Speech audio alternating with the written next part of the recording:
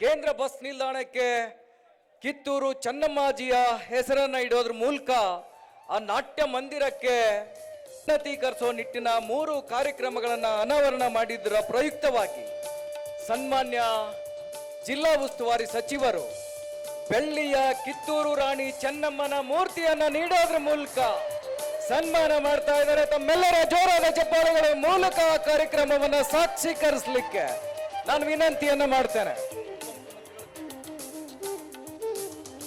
ಮಾನ್ಯ ಸಿದ್ದರಾಮಯ್ಯನವರು ನಾಡಿನ ಮುಖ್ಯಮಂತ್ರಿಗಳು.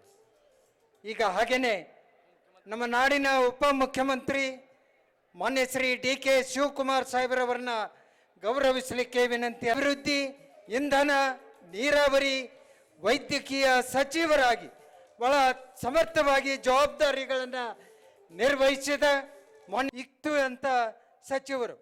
ಮಾತೃವಾತ್ಸಲ್ಯ, ಸಹಾಯ ಬಯಸಿ ಬಂದವರಿಗೆ ಎಂದೂ ಕೈ ಬಿಟ್ಟವರಲ್ಲ ಮಾನ್ಯ ಶ್ರೀ ರಾಮಲಿಂಗಾರೆಡ್ಡಿ ಸಾಹೇಬರು. ವಿಶೇಷವಾಗಿ ಸ್ವಾಗತವನ್ನು ಬಯಸ್ತಾರೆ. ಒಂದು ಜೋರಾದ ಚಪ್ಪಾಳೆ ಇರಲಿ. ಸನ್ಮಾನ್ಯ ಶ್ರೀ BS ಸುರೇಶ್ ಸಾಹೇಬರವರನ್ನ ಕೂಡ ಗೌರವಿಸಲಿಕ್ಕೆ ವಿನಂತಿಯನ್ನ ಮಾಡ್ತಾ ಇದ್ದೇನೆ.